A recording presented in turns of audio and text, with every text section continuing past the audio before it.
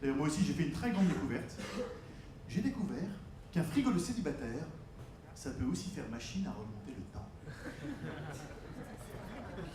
Plus on avance en profondeur dans le frigo, plus on recule dans les dates de péremption. Ça commence avec une boîte de maïs, périmée depuis 2 ans. Bon, sur l'étiquette, on peut lire une information très importante, maïs garanti sans OGM. Mais le bonhomme sur l'étiquette, pour être géant et vert. Il n'aurait pas été un peu génétiquement modifié, non? Hein, ils auraient dû marquer « Veuillez nous excuser pour le gène occasionné ». Ah bah si, c'est obligatoire sur les étiquettes. Sur les cocktails Molotov, ils vont écrire « L'obus d'alcool est dangereux pour la santé ».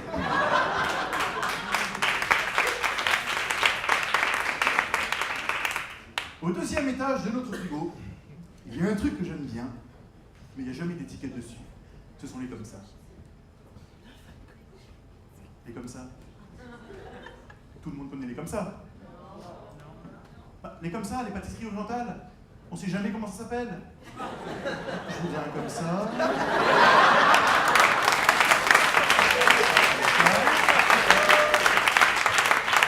Un comme ça.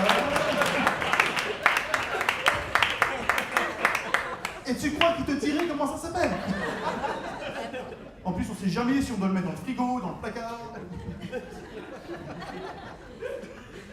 Et arrivé au fin fond de notre frigo, on tombe en général sur le vieux Tupperware. Qu'est-ce que c'est que ça? Une expérience sur la mémoire qui a échoué? Voyons, ce sarcophage doit remonter au moins au XXe siècle. Il s'agirait probablement d'une relique de cassoulet ou de la dépouille d'un vieux camembert.